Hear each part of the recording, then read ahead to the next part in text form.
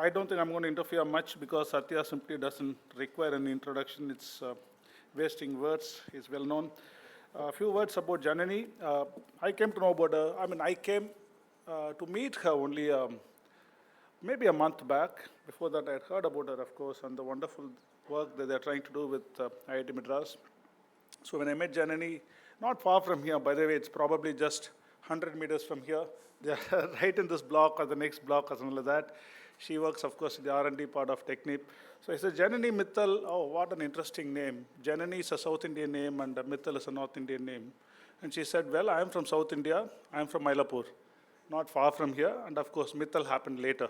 All those stories she can tell you as she goes along. But she heads the R&D innovation part of Technip Energies. Technip is a giant, we all know that. But what she heads is the innovation part of it. More from her.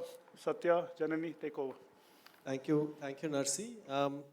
We've been talking a lot about R&D and the kind of innovation that is required, including the electrolyzers, so many more activities that many of the early stage startups try to do as they try to bring products to market. And at the Energy Consortium, that is also one of the missions we have where we take the science de-risked technologies, particularly from the labs that we work with, the scientists and the researchers and the faculty who has done with the de-risking of science, published the papers and created the patents, and try to build products that can be launched to the market. And we are fortunate to have Technip Energies as one of the consortium founding members, where we've been looking at how to engage with their in-depth experience on creating concepts to reality. So one of the challenges we all face is we think R&D is work done in the labs, but converting something which works at a small benchtop into a product that works reliably in the industry. Shaji just spoke about a 15-year commitment, and that kind of commitment cannot come without understanding what happens to the process as you try to scale up. And another problem is we always almost think that as we scale up things, we first scale it up and then worry about the cost, and we end up with problems as to see how will the cost go down. So in this context, I would like to welcome Janani. She is the R&D director of Technip Energies. I have known her quite some time through our association with the Energy Consortium. So maybe take this time to ask you as to how does Technip look at this technology transition, and particularly the role in engineering service major that like Technip, and now how you are understanding and navigating this landscape and what kind of challenges exist. Thank you, Satya, and thank you, Narsi, for the introduction. And I'm not going to talk about the story of how my name came about to be Janani Mittal. That may be over a break or the lunch times. Satya, thanks for the question. And of course, we've been associated with the Energy Consortium for a really long time, and a very good long time. For us at Technip Energies, many of you might know us as a large-scale engineering, procurement, construction company, right? So EPC company. But we're a company in motion. We are constantly looking at transforming ourselves from an EPC to an engineering and a technology company. It's a technology company that's being led by engineering, and that's where the whole impact comes in terms of scaling of technology. Because we bring in our decades of experience, so we've been around for 65 plus years across the globe, and we bring in that decades of project and management, project execution experience into developing technology. And like you were rightly saying, it's, technology is developed in the lab. It starts with scientific discoveries, but it creates the impact at the large scale. And to do that, we have to start thinking very early about cost, about the market, about the scalability, and that's what we focus on. So we don't work as such on very early stage technologies. That's where we look to partnerships such as academia like IIT Madras, some of the startups, and we start with technologies that are already proven at a concept level, and then bring in that engineering and integration needs to be able to scale it up. And hopefully in that process then avoid the, the most scary valley of death kind of space that technologies face, and be able to bring technologies that are scalable and to the industry. Thanks, Janani. Can you walk us through an example of one such solution That, I mean, while yes, there is a general philosophy that we need to look at value of death, we need to look at value engineering and so on, but maybe from your current experience, one such example that Technip has undertaken which can show this process. Sure, no, happy to. There are plenty of examples, and I'll pick one maybe that this audience can relate to. So we have, for example, we have an exclusive alliance with Shell on the CANSOLV technology. So the CANSOLV technology is a post-combustion carbon capture technology that Shell has developed over decades. And our alliance works in such a way that Technip Energies does the integration and the engineering development of it and the productization angle. So what we're doing today is, as part of this alliance, we're looking at how can we reduce the CAPEX by about 15 to 20% of this, and the OPEX around another 20%. So that way, we are really making the solution more easy to implement. And not only that, we are actually developing products. So a lot of carbon capture happens at much smaller scale. Right? So we have products for that so we call them C100, C200. So these are products at 100 kilotons per annum of carbon capture, 200 kilotons per annum of carbon capture. And we also have more customizable ones at all the way up to 2 MTPA. But having standardized products automatically help us really reduce the cost and make it more palatable, especially for a technology like carbon capture, where at the end what we're trying to do is take waste of the industry, right? So, you know, when you need to pay for taking your waste away, you want to make sure that it is as cost effective as possible and that you can utilize it later. Yeah, I mean, talking about waste and handling waste, as a follow-on now, as you rightly said, this is a waste, so it's almost like a tax on the industry. So how do you see this technology, and particularly the subsequent, it is a capture part, then there is a utilization part, maybe there is even a sequestration part. Do you see these becoming mainstream any time, maybe in the next 10, 15, 20 years? And what would be the drivers? I mean, this is, again, one of those innovation that is still emerging and probably becoming reality, but how big is that reality? Yeah, absolutely, and I'm quite hopeful for it, right? I'll put that out there because there's a lot of hope in future sort of crystal ball gazing involved in a lot of these things. So for carbon capture today, the reason we see large-scale projects is because of government incentives. So you see that in UK, you see it in Canada. In the US, we'll see what happens. But here, there are strong government incentives. The governments are identifying sequestration options, have the sequestration projects in line, which is what's helping the carbon capture today. But with any other technology, it is about building the scale, reducing the cost continuously, and also putting the incentives in place. I think for carbon capture, if you look at it from the India lens, one of the key things that we need is utilization solutions. Because one is we are not really blessed with that kind of sequestration options. And two, it's just not economical for us, to make do with it. So the utilization options is what should really drive a lot of the carbon capture solutions. Today, the utilization options are still very much in the lab. I mean, there are multiple parties working on it in industry, in startups, in academia. But today, commercial-ready utilization solutions for carbon is limited. And that's what we want to push for. We are also working on it as Technip Energies, and we are continuously looking for ideas. So here's a pitch. If anybody has a good carbon utilization solution at a good concept ready, please do come talk to us. So that opens up an interesting question. While you said you're looking for maybe commercialization ready kind of solutions, whereas what we have seen, and also looking at our technologies, which is probably only at a science proven stage.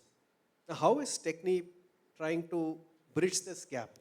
And are there anything that you are currently working on or would probably think of working on that can bridge the gap and walk a little backwards while the academia and the innovators will try to walk a little forward? Absolutely, and I will not talk about CCU for it, right? I think I've talked enough about CCU, and we don't have good examples there, and that's what we need to look at. But I think we have good learnings from other spaces. So I'll talk a little bit about another example of what we're doing in the Technip Energies. It's our plastics circularity. So we have a joint venture today, or joint collaboration today between Technip Energies and IBM. And this is around polyester recycling. It's called Reju. So what we do is, this is an IBM developed catalyst technology for breaking down polyester back to its monomer, so BHET. And we have been collaborating with IBM to develop the technology from the lab scale. So it was a lab scale technology. We have now developed the technology from a lab scale to a pilot scale. A pilot is already set up in Frankfurt on operational. And now we are setting up what we call as regeneration hub 0 and looking for other regeneration hub, with the ultimate aim being taking it from polyester back to polyester. So it will be a Reju branded polyester at the end. So it's a full circular solution. And this is an example where, it's just started as a lab scale. It was a catalyst that could basically convert any PET to monomer, and trying to identify the right market for it, which is where we landed on the polyester fabric as a premium product that can be done. And then building the pilot and looking at how to sort of now make it into a commercial scale. And we have quite a few more examples there, but I won't share them now. Wonderful. Good to see this transition happening. The difficult question, though, is we've always seen whenever we try to do this cradle-to-cradle kind of circularity, we end up with products which is more expensive than the virgin product. And yes, that has been a challenge, and it continues to be a challenge. Do you think this can be addressed? Yes, I think today we are looking at the green premium, right? So today we are expecting the customers to take on that additional premium that could be directly at the customer's angle, and that's what most of Europe is sort of counting on. When we'll see how the geopolitics plays out, right? And that's something to be watched. But also the government plays a role in it, whether it's terms of incentives and whether it is in terms of subsidies. But that's only one part of the picture. We cannot expect the burden to only be shifted to the customers directly or indirectly. I think the second part of the picture is the cost reduction. And that's what I believe strongly that we as the industry and the academia really need to continue focusing on. And that's our aim. I mean, we heard, from Shaji about the same thing in hydrogen, right? I mean, we're talking about $1 per kg for a long time. Can we really achieve it today? Probably not, hopefully in the future. And that's similar for everything else. We're slowly working on how do you bridge the gap, but there will always be a gap. I don't think we would ever get to a space soon enough that we will be able to completely reduce the cost to match with traditional cost. I think that it needs to be that partnership, that meeting halfway, and that's if we are all serious about getting towards energy transition. Sure. So talking about Technip Energies playbook, you mentioned it started out as broadly an EPC company, now getting more into product development and getting deeper into product development, going into lower TRL kind of activities. Yeah. Now, how is this playbook going to pan out from a Technip's perspective and from your perspective as the director of R&D, who's just taken up space in the research park? Now, how do you see this ecosystem help you and leverage that you can do to make that reality for Technip?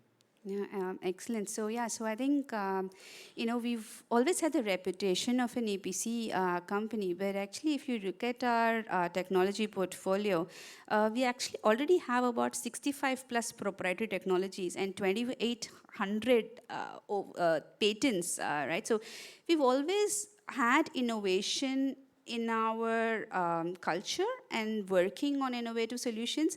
I think last 4 or 5 years where we've taken the avatar of Technip Energies, I mean, if people are familiar with Technip's history, we've had multiple avatars, we've had multiple sort of organic, inorganic changes to the company. Last 4 or 5 years where we've had the avatar of Technip Energies, we've really been more strategic about this.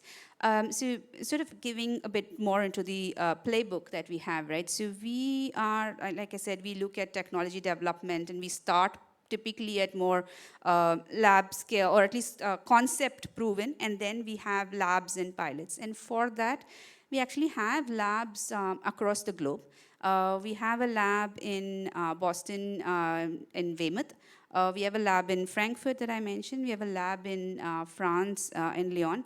And the fourth lab that we've just inaugurated in India is 2 floors down in the same block. That's the India R&D center that we've set up. It's a seed innovation to make sure that we can also get research out of it. And that's one of the key aspects. So we have our internal labs to help test, validate technologies.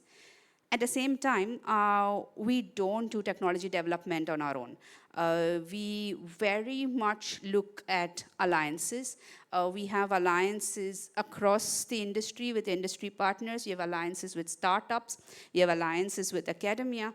And we believe in really developing collaborative technology. And that is critical. And that's why we've also chosen IIT Madras, right? It makes perfect sense for us in terms of this innovation ecosystem, because it connects us to all these parties. And that was the growth for us going from the Energy Consortium to taking up this space here.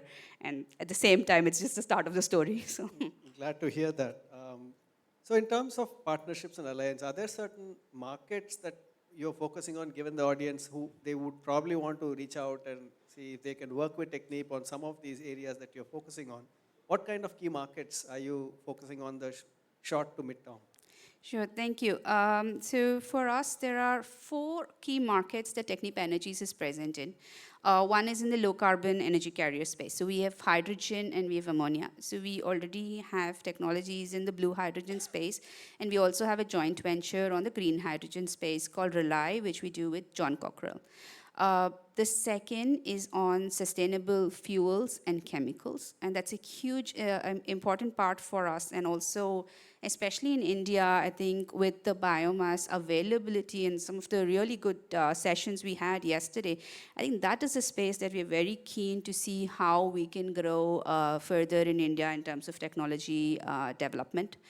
I talked extensively already about carbon capture and utilization, and we're looking at, okay, maybe for a bit more the longer term, how can we have more utilization-based solutions in this space? I think I mentioned all of it, right? I think, did I mention 3 so far? Okay.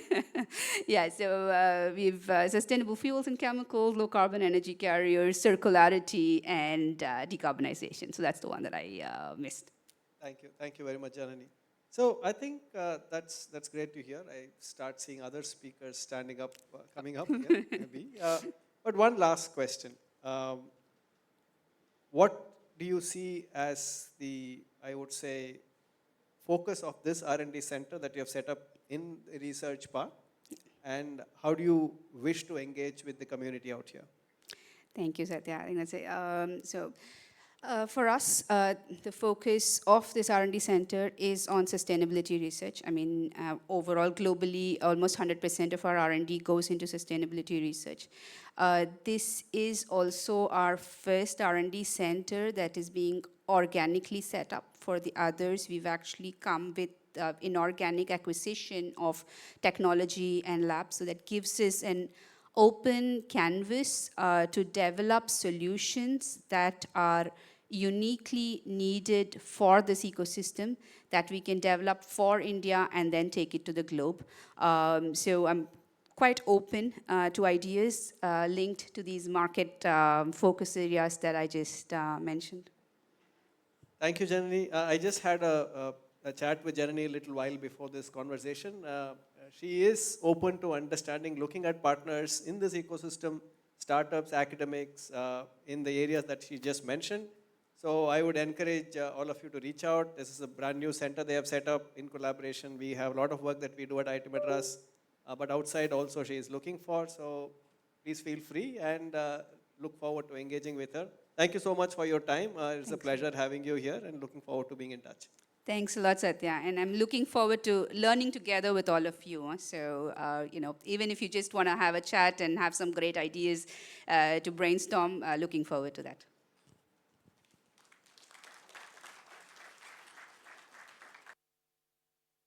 Sir, I request Mr. Krishna Vasudevan from IIT Madras to come upon stage and present the memento for our speakers.